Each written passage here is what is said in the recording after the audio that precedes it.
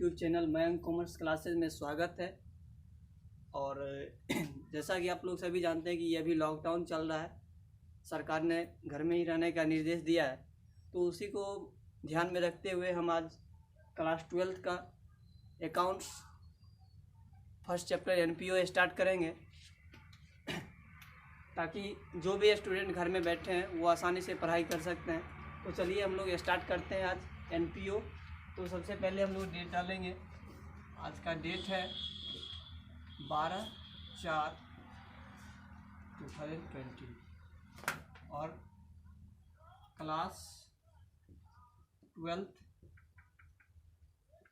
Subject accountancy.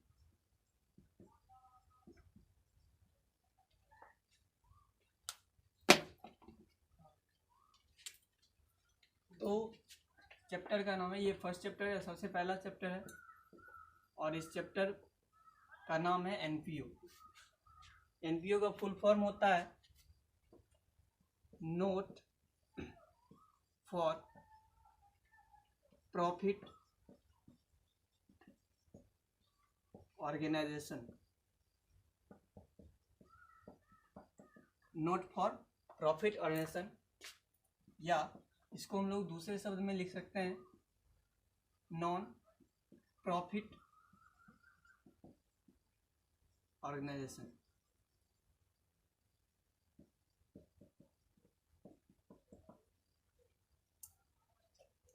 तो हम लोग सबसे पहले समझते हैं कि ऑर्गेनाइजेशन का मतलब क्या होता है। ये ऑर्गेनाइजेशन जो है, इसका मतलब क्या होता है, इस ऑर्गेनाइजेशन का मतलब क्या हो सकता है। तो इस ऑर्गेनाइजेशन का हिंदी होता है संस्था। इस ऑर्गेनाइजेशन का हिंदी होता है संस्था, मतलब वैसा जगह जहाँ पे कोई भी मतलब व्यक्ति का समूह, कोई भी व्यक्ति का समूह जब आपस में मिलकर के कोई भी काम एक ही उद्देश्य की प्राप्ति करने के लिए अगर करता है तो उस जगह को हम लोग संस्था कहते हैं। ऑर्गेनाइजेशन मतलब कोई भी व्यक्ति का समूह जब क्या होता है आपस में मिलकर के किसी एक उद्देश्य को प्राप्त करने के लिए काम करते हैं। भले मतलब सब अलग अलग व्यक्ति होंगे, काम अलग अलग करेंगे, लेकिन सबका उद्देश्य कहीं ना कहीं एक ही होगा, तो वो जगह जैसो संस्था कहलाता है। जैसे आप लोग देख ले, संस्था का उदाहरण जैसे आता है, एग्जाम्पल, संस्था का एग्जाम्पल आता है जैसे कोचिंग। अब कोचिंग में एक से अधिक व्यक्ति रहते हैं, एक से अधिक टीचर रहते हैं, तो सारे टीचर अलग अलग सब्जेक्ट पढ़ाते हैं और सारे टीचर का लेकिन एक ही मोटिव होता है, क्या कि स्टूडेंट्स को अच्छा मार्क्स आना चाहिए। सबका मेन मोटिव एक ही होता है कि सब अपने अपने सब्जेक्ट में बेहतर करने के लिए काम करते हैं।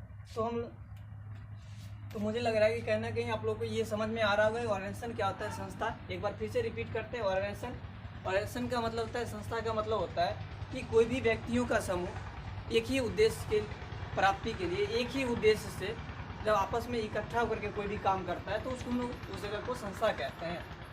अब संस्था है, अब इसको थोड़ा सा हम लोग रहने देते हैं। अब देखते हैं संस्था क्या होता है। संस्था का तो डेफिनेशन हम लोग जान लिए। अब संस्था जो है दो तरीके का होता है। संस्था दो तरीके का आता है। एक होता है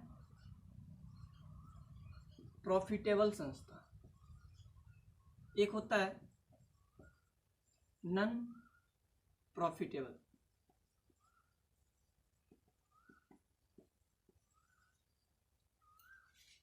एक प्रॉफिटेबल और एक होता है नॉन प्रॉफिटेबल। यानी ये संस्था ऐसा संस्था है जो लाभ कमाता है।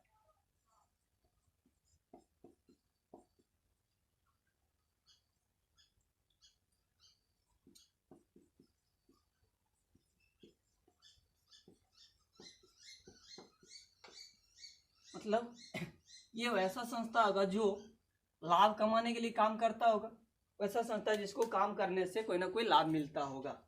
और दूसरा क्या, non profit organisation, non profitable होता है जो लाभ नहीं कमाता है, बिना किसी लाभ के वो काम करता है। तो संस्था होता है दो तरीके का, ये आप लोग समझ चुके हैं। आगे हम लोग देखते हैं तो ये जो लाभ कमाने वाली संस्था है, ये तो आप लोग को अस्पष्ट पता है कि लाभ कमाने वाली संस्था कोई जब भी कोई काम करेगी तो उसमें लाभ उसका होना जरूरी है। लाभ या हानि भी हो सकता है उसमें कुछ, लेकिन ज़्यादातर उसका उद्देश्य रहता है कि लाभ ही कमाया जाए। अब इसका एग्जाम्पल हम लोग देखेंगे लाभ कमाने वाली संस्था का। जैसे आपके आसपास कोई ना कोई शॉप होगा, दुकान होगा, तो ये जो है सो लाभ कमाने वाली संस्था होगी। लेकिन अब लाभ नहीं कमाने वाली संस्था का मतलब क्या होता है? लाभ नहीं, अच्छा एक बात और हम लोग पहले ध्यान देंगे कि चाहे दुनिया का कोई भी चीज़ हो तो उसको चलने के लिए, यानी मतलब जीवन को अगर आर्थिक रूप से अगर आगे बढ़ाना चाहते हैं तो उसमें कहीं ना कहीं पैसे की जरूरत पड़ती है। और इस पैसे को कमाने के लिए ही कोई ना कोई व्यक्ति, जो भी हम लोग जो भी काम करते हैं, बिना वजह के कोई काम नहीं करते, कोई ना कोई उसके पीछे उद्देश्य होता है, तभी हम लोग काम करते हैं। और प्रॉफिट कमाते हैं, वो भी पैसा ही होता है, प्रॉफिट के रूप में हम लोग पैसा अर्न करते हैं और पैसा कमाते हैं अपना जीवन यापन करने के लिए। तो सवाल ये उठता है कि नॉन प्रॉफिट ऑर्गेनाइजेशन में जो भी व्यक्ति काम कर रहे होंगे, क्या वो लाभ कमाते हैं या नहीं कमाते हैं? क्या उनको अगर कोई फायदा नहीं मिला तो फिर वो काम क्यों करेंगे? लेकिन आपको एक बात जानकर हैरानी होगी कि इसमें भी पैसा लिया जाता है, इसमें भी पैसा लिया जाता है, मनी लिया जाता है, और इसमें भी पैसा लिया जाता है। फिर आप कहिएगा तो फिर ये नॉन प्रॉफिट और प्रॉफिटेबल कैसे, डिफरेंस कैसे हुआ? दोनों तो एक ही हो गया। लेकिन सवाल ये है कि नॉन प्रॉफिटेबल में होता क्या कि एक हम लोग देखते हैं क्या, कई बार कोई व्यक्ति जब आसपास से बीमार होता है, या आप ही कल्पना कर सकते हैं कि जब क्या होता है कि मतलब कोई भी व्यक्ति अगर स्वस्थ है, अच्छा तंदुरुस्त है, तो उसको क्या होता है कि अच्छे शारीरिक जो व्यवस्था होता है उसका वो बहुत अच्छा रहता है, उसका सांस जो होता है वो बहुत अच्छा होता है, तो मतलब सांस लेता है, मतलब किसी तरह का कोई तकलीफ नहीं होता है। लेकिन वही व्यक्ति जब बीमार पड़ जाता है, तो बीमार पड़ जाता है तो कई बार ऐसा भी होता है कि कोई व्यक्ति का हम लोग देखते हैं कि सारा अंग जो शरीर का अंग है वो सब काम करना बंद कर देता है, और जैसो मतलब सिर्फ सांस चलते रहते हैं। तो उसी तरह से मतलब सिंपल सा अगर देखा जाए तो ये जो मनी है, पैसा, हमारे अर्थव्यवस्था का रीढ़ है। जिस तरीके से शरीर को मतलब खड़ा रखने के लिए रीढ़ की हड्डी की जरूरत पड़ती है, उसी तरीके से ये कोई भी संस्था हो तो वहाँ पे आर्थिक जीवन को चलाने के लिए पैसा का जरूरत पड़ता है। अब नॉन प्रॉफिट ऑर्गेनाइजेशन है तो इसको भी चलाने के लिए इसमें जो स्टाफ आते होंगे, क्या इसमें स्टाफ जो होंगे वो पैसा तो लेंगे, तो उस पैसा को कमाने के लिए क्या करता हो, ये तो प्रॉफिट कमाता नहीं है, तो फिर ये कैसे काम करता है ये संस्था? तो हम लोग देखते हैं तो ये जो है ये पैसा चार्ज करता है और ये भी पैसा चार्ज करता है। लेकिन इसका जो पैसा चार्ज करता है, ये प्रॉफिटेबल संस्था जो होता है, जो लाभ कमाने वाला जो संस्था होता है, वो जो आपसे पैसा चार्ज करता है, जो पैसा लेता है आपसे, वो लेता है कहीं ना कहीं प्रॉफिट कमाने के उद्देश्य से ही लेता है, और एक मतलब अच्छा खासा अमाउंट आपसे लेता है। लेकिन नॉन प्रॉफिटेबल जो ऑर्गेनाइजेशन होगा वो आपसे पैसा चार्ज करता है, लेकिन वो आपसे प्रॉफिट कमाने के लिए पैसा चार्ज नहीं करता है, और उतना पैसा चार्ज नहीं करता है प्रॉफिटेबल ऑर्गेनाइजेशन के तुलना में। नॉन प्रॉफिट ऑर्गेनाइजेशन जो है वो बहुत ही कम मिनिमम अमाउंट आपसे चार्ज करता है। जैसे आप लोग देख लो, आपके आसपास कोई ना कोई हॉस्पिटल वगैरह बना होगा, सरकार के द्वारा गवर्नमेंट सरकारी अस्पताल बना होगा, तो गवर्नमेंट का जो हॉस्पिटल बना हुआ होता है, आप जाते हैं उसमें नॉमिनेशन करवाने का मतलब वो जो आप पुर्जा लगाते हैं या चिट्ठा वगैरह लगाते हैं, तो उसमें मतलब 1 से 2 रुपये मिनिमम चार्ज लिए जाते हैं। लेकिन आप हमको बता दो, क्या 2 रुपये से क्या एक दवाई आएगी? एक जैसे एक मतलब कैप्सूल भी नहीं आ पाएगा। तो सरकार कहीं ना कहीं क्या करता है, आपसे बस एक मिनिमम चार्ज करता है ताकि वो जिंदा रह सके किसी तरह से, मतलब संस्था चलता रहे, इसलिए आपसे थोड़ा सा पैसा चार्ज करता है। तो नॉन प्रॉफिट ऑर्गेनाइजेशन और प्रॉफिटेबल ऑर्गेनाइजेशन दोनों में अंतर समझ में आ गया होगा। अब हम लोग आगे चलते हैं, तो ये संस्था क्या होता है ये समझ गया। नॉन प्रॉफिटेबल ऑर्गेनाइजेशन का एक एग्जाम्पल देख लेते हैं, जैसे हॉस्पिटल हो गया,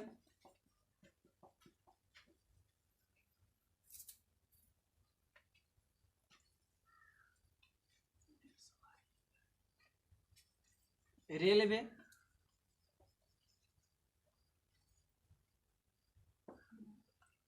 तो ये जो अब ये हॉस्पिटल जो होंगे तो कहीं ना कहीं चैरिटेबल हॉस्पिटल इसको बोला जाता है।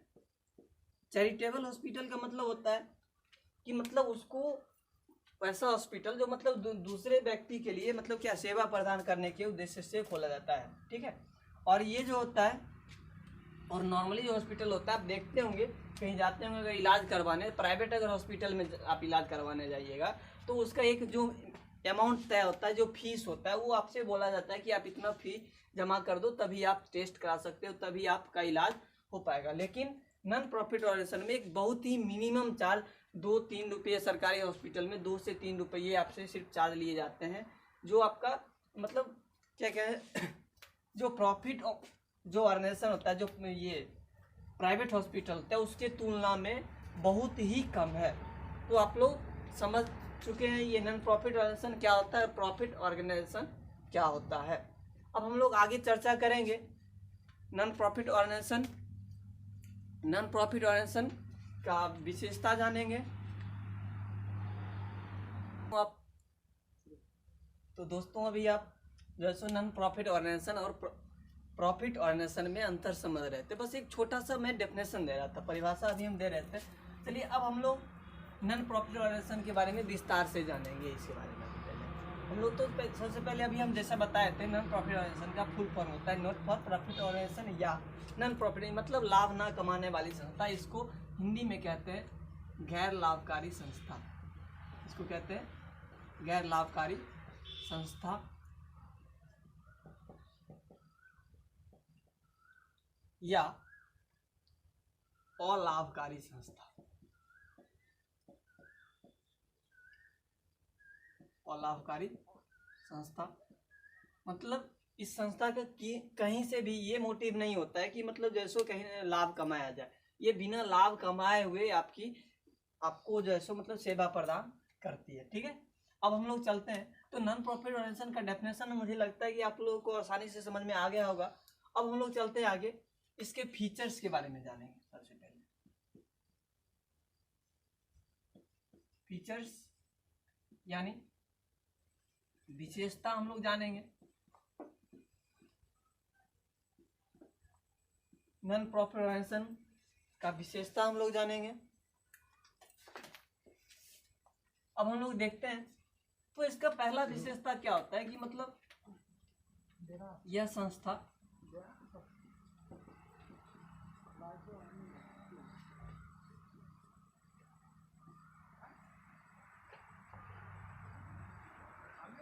लाभ कमाने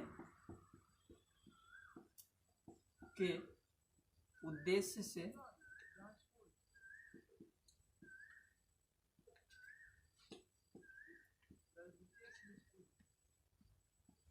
नहीं खोला जाता है।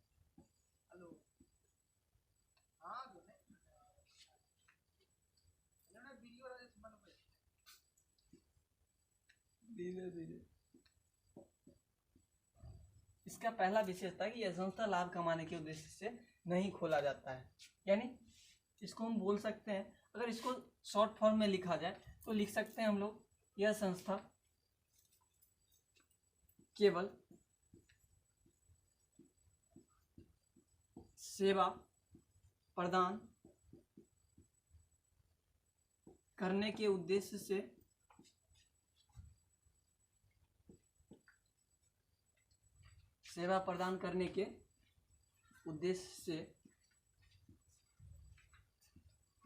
खोला जाता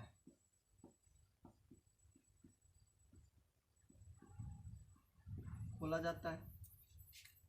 तो पहली विशेषता हम लोग ये देख लिए कि ये इस संस्था का जो मतलब जो भी ये संस्था खोलते हैं नॉन प्रॉफिट ऑर्गेनाइजेशन, ये जो है सो किसी न किसी उद्देश्य से मतलब जो है सो जब भी इसका उद्देश्य होगा तो सेवा प्रदान करना ही इसका उद्देश्य होगा। अब दूसरा इसका हम लोग उद्देश्य देखते हैं कि इसमें आप लोग देखते होंगे कि जो प्रॉफिटेबल ऑर्गेनाइजेशन होता है, जो लाभ कमाने वाला जो संस्था होता है, उसमें देखते हैं उसका कोई ना कोई ओनर होता होगा, कोई ना कोई मालिक रहता है। लेकिन इसका कोई भी मालिक नहीं होता है। इसमें इस संस्था में किसी व्यक्तिगत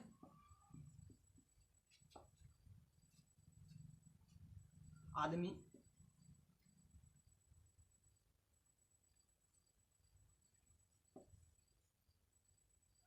इस संस्था में किसी व्यक्तिगत आदमी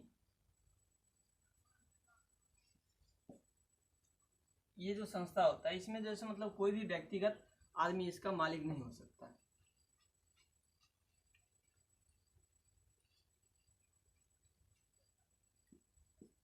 मतलब इस संस्था का मालिकाना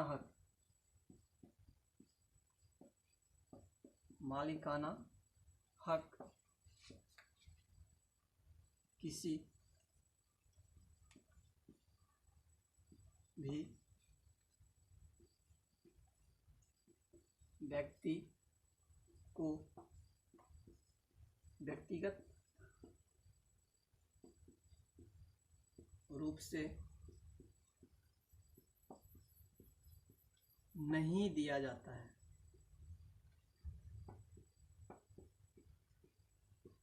मतलब ये जो संस्था होती है, इस संस्था का जो मालिकाना हक होता है वो किसी भी व्यक्ति को व्यक्तिगत रूप से नहीं दिया जाता है। मतलब इसका हम लोग इस तरीके से समझेंगे, जैसे मान लेते हैं मोहन नाम का कोई व्यक्ति है, मान लेते हैं आपके इलाके में कोई मोहन नाम का व्यक्ति है और जो आपके इलाके में बहुत ही पॉपुलर है, बहुत ही पैसे वाला व्यक्ति है।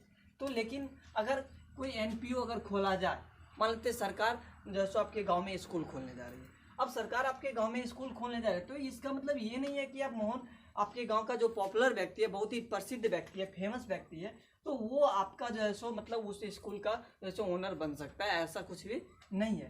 तो यानी कहीं ना कहीं व्यक्तिगत रूप से किसी भी व्यक्ति को मालिकाना हक उसको नहीं दिया जाता है। ये आप लोग देख लेना, सरकारी स्कूल में ही, सरकारी स्कूल जो खोला जाता है वो कहीं ना कहीं आप देखते हो, जैसे मान लेते हैं अभी हमारे बिहार में जैसे नीतीश कुमार की सरकार है, तो कहीं ना कहीं अभी इसका मतलब ये नहीं कि सारा जो स्कूल होगा उसका जो है सो मालिकाना हक नीतीश कुमार के अंदर होगा। तो वो जब भी होता है तो वो तो ऐसा नियम बना हुआ है कि जब भी जो भी व्यक्ति सत्ता में रहेंगे वो उस व्यक्ति को जो है सो चलाने का जिम्मेवारी दिया जाता है उस तरीके से। तो दूसरा विशेषता हम लोग, मुझे लग रहा है कि कहीं ना कहीं ये समझ में आ गया होगा कि इस संस्था का मालिकाना हक जैसे किसी भी व्यक्तिगत व्यक्ति को जैसे व्यक्तिगत रूप से नहीं दिया जाता है। ठीक है, अब हम लोग चलते हैं तीसरा विशेषता देखते हैं। इसमें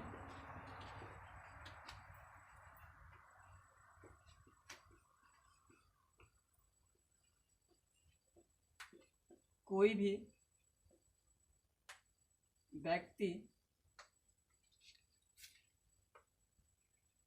इसमें कोई भी व्यक्ति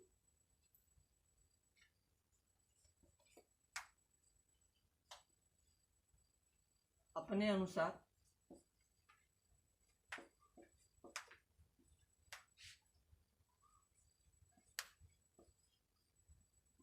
पूंजी नहीं लगा सकता है।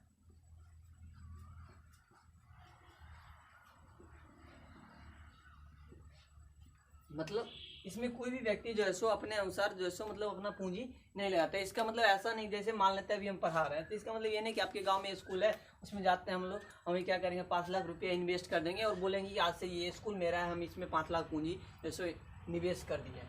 तो ऐसा कुछ भी नहीं है। तो इसमें क्या होता है, इस संस्था में मतलब कोई भी व्यक्ति पूंजी मतलब व्यक्तिगत रूप से कोई भी व्यक्ति पूंजी नहीं लगा सकता। हाँ, वो दान दे सकता है या चंदा के रूप में कुछ भी पैसा दे सकता है, लेकिन आपके मतलब गांव में या मतलब कोई भी व्यक्ति जैसे ये क्या कर सकता है, इस संस्था में जो अलाभकारी संस्था है, गैर लाभकारी संस्था है, उसमें जो है सो व्यक्तिगत रूप से पूंजी निवेश नहीं कर सकता है। तो हम लोग फिर आगे चलते हैं।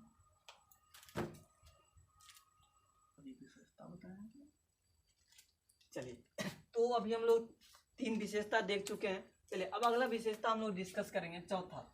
तो अब जैसे अलाभकारी संस्था का चौथा विशेषता क्या हो सकता है, तो सोचिए आप लोग ध्यान से।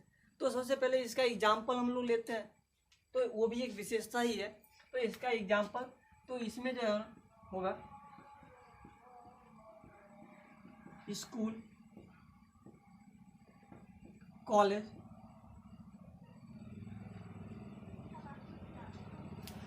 कॉलेज, हॉस्पिटल,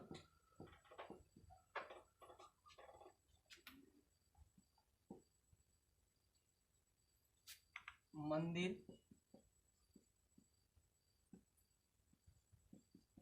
मस्जिद या किसी भी तरीके का मतलब धार्मिक संस्था हो या कोई भी खेलकूद क्लब,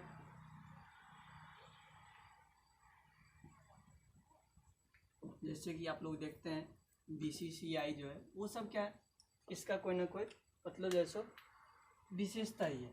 चलिए अब हम लोग देखते हैं आगे। अब पांचवा विशेषता हम लोग देते थे, जैसा अभी हम लोग इसमें देखे थे कि मतलब कोई ना कोई इसका क्या होता है, व्यक्तिगत रूप से कोई भी इसका मालिक नहीं होता है, इसका मालिकाना किसी पर्टिकुलर आदमी के पास नहीं होता है, इसमें कोई भी व्यक्ति पर्टिकुलर आदमी जैसे पूंजी नहीं लगा सकता है। अब अगला विशेषता इसका क्या हो सकता है, अब एक बात हम लोग चर्चा कर लेते हैं, जो इसका नब्ज है किसी भी संस्था का, किसी भी ऑर्गेनाइजेशन का, जो वो क्या होता है, नब्ज है, मतलब जिसके बिना वो नहीं रह सकता है। तो सबसे पहले इनकम ऑफ सोर्स हम लोग देख लेते हैं, इसको इनकम कहाँ से प्राप्त होता होगा। ये तो प्रॉफिट तो कमाता नहीं है, तब इस संस्था में जैसे पैसा कहाँ से आएगा, कैसे इस संस्था जो है ये काम करता होगा। तो इसके लिए जैसो हम लोग देखते हैं, तो इसका जो आय का मुख्य स्रोत है, इसको यानी इस संस्था को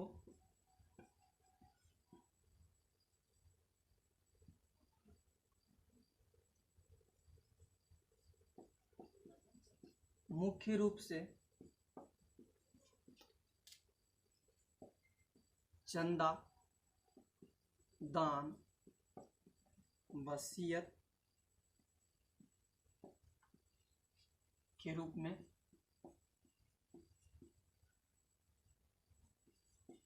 प्राप्त होता है। इस संस्था को मुख्य रूप से चंदा, दान, वसीयत के रूप में जो है सो आय की प्राप्ति होती है, आय की प्राप्ति होती है। ये आप लोग देख लेते हैं, इस संस्था को मुख्य रूप से चंदा, दान, वसीयत के रूप में आय की प्राप्ति होती है। यानी इनका जो मेन इनकम ऑफ सोर्स है, जहाँ से इनको आमदनी होती है, आय मिलता है, वो जो है सो इनका जो है मुख्य कमाने का स्रोत है चंदा। कोई भी व्यक्ति चंदा दे के मतलब दे सकता है संस्था में, कोई व्यक्ति दान दे सकता है, वसीयत दे सकता है। वसीयत क्या होता है, इस पे हम लोग आगे की क्लास में चर्चा करेंगे, ठीक है। और ये जो फिलहाल हम आपको छोटा सा भाषा में एक समझाते हैं वसीयत क्या होता है। वसीयत मतलब वैसा चीज जो मतलब कि आपके पूर्वज से मिलता हो, जो आपके पूर्वज आपको दिए हो, वो वसीयत ही कहलाता है, ठीक है। तो इस चीज को हम लोग वसीयत के बारे में और भी आगे जानेंगे, ठीक है। और अब हम लोग जैसे ये तो हम लोग जान रहे थे, और ये और लाभकारी संस्था का जो है सो विशेषता हम लोग जान रहे थे। अब हम लोग जानेंगे लाभकारी संस्था, यानी प्रॉफिटेबल जो ऑर्गेनाइजेशन है उसका क्या जो सो मतलब ये होता है। प्रॉफिटेबल जो ऑर्गेनाइजेशन होता है उसका क्या जैसे मतलब ये होगा क्या विशेषता होगा, उसको हम लोग जानेंगे। अब हम लोग देखते हैं, तो इसको हम लोग आप लोग नोट कर लें। तो चलिए अब हम लोग जानेंगे लाभकारी संस्था का क्या क्या विशेषता हो सकता है, फीचर्स ऑफ प्रॉफिट ऑर्गेनाइजेशन, जो लाभ कमाता है। तो इसका सबसे पहला, यह संस्था लाभ कमाने के उद्देश्य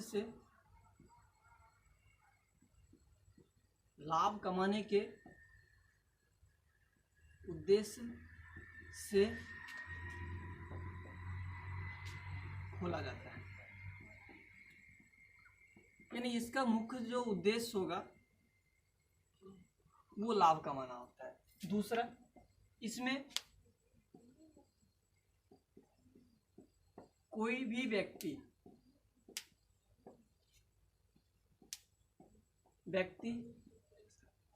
आवश्यक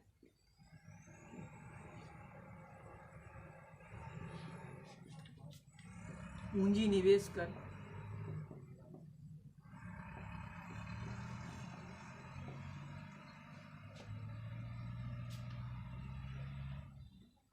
संस्था का स्वामी बन सकता है।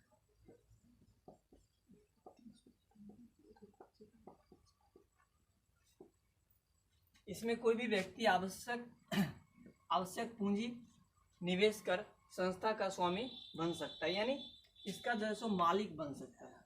स्वामी मतलब संस्था का मालिक बन सकता है।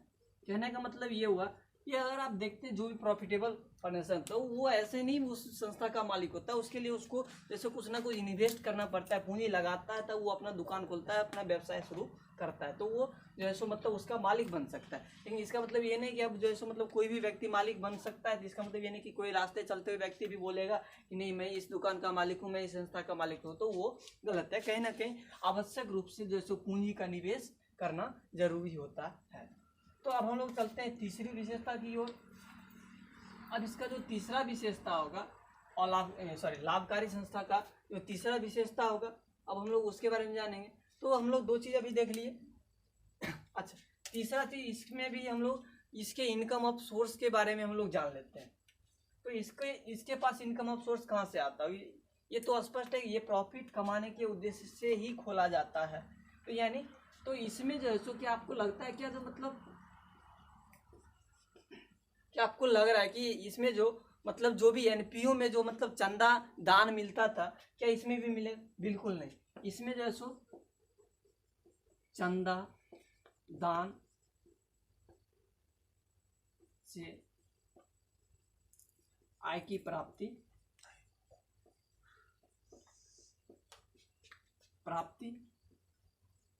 नहीं होती है। इसमें चंदा या दान से जो है सो आय की प्राप्ति नहीं होती है। अब हम लोग देखते हैं इसका चौथा विशेषता क्या हो सकता है। जरा हम लोग पहले एक बार रिपीट करते हैं। ये संस्था जैसे लाभ कमाने के उद्देश्य से खोला जाता है। इसमें कोई भी व्यक्ति आवश्यक पूंजी निवेश करके संस्था का स्वामी यानी मालिक बन सकता है। इसमें चंदा दान से आय की प्राप्ति नहीं होती है। तो अब हम लोग देख लेते हैं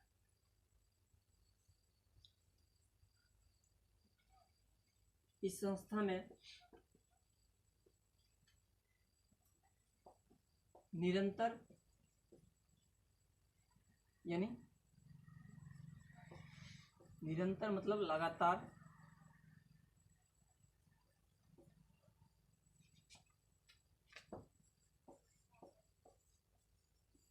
खरीद बिक्री चलता रहता है।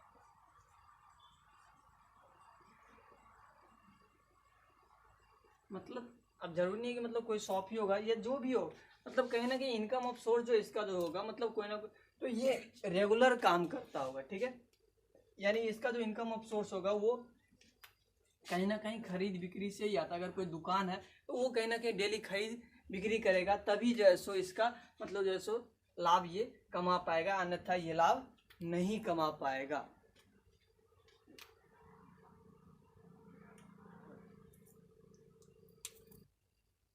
चलिए अब इसका जो है सो लास्ट जो एग्जाम्पल है, लास्ट जो विशेषता है, यानी उदाहरण में हम लोग ले सकते हैं दुकान हो गया, या मतलब कोई भी लाभ कमाने वाली संस्था जो लाभ कमाने के उद्देश्य से खोला जाता है, चाहे दुकान ही हो या कोई भी और भी संस्था हो सकता है। तो वो जो है सो जैसे आप लोग गाड़ी का एजेंसी वगैरह देखते हैं, वो भी जो है सो लाभ कमाने वाली संस्था ही है। या कोई कंपनी का नाम सुनते हैं, जैसे आप सुनते हैं जियो, वोडाफोन,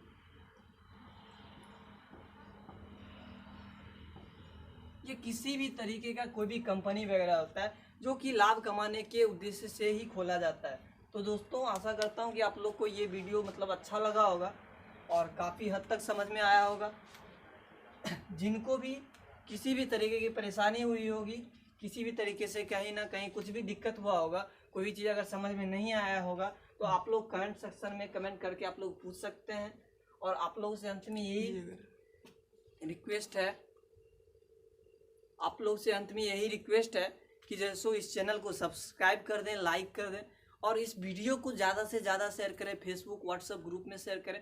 और मैं आपको ये बता दूं कि ये जैसो मेरा पहला वीडियो है, तो किसी भी तरीके की अगर कोई भी दिक्कत हो तो आप लोग ज़रूर बताएं, कोई सुझाव हो तो ज़रूर बताएं। और किसी भी तरीके का अगर आप मुझसे पर्सनली कांटेक्ट करना चाहते हैं तो मैं आपको अपना कांटेक्ट नंबर दे रहा हूं, आप जो सो इस कांटेक्ट नंबर पे कांटेक्ट कर सकते हैं। आप इस पे मुझे कॉल कर सकते हैं। और ये जो मैं नीचे नंबर लिख रहा हूँ ये मेरा व्हाट्सएप नंबर है। आप किसी भी तरीके से अगर कोई भी परेशानी होती है, अगर कुछ भी पूछना चाहते हैं अगर व्यक्तिगत रूप से, तो आप इस नंबर पे कॉल करके पूछ सकते हैं। तो आप जैसे इस चैनल को, मयंक कॉमर्स क्लासेस को जैसे ज़्यादा से ज़्यादा सब्सक्राइब करें, ज़्यादा से ज़्यादा व्यक्तियों से सब्सक्राइब करवाएं, लाइक करें और शेयर करें। धन्यवाद।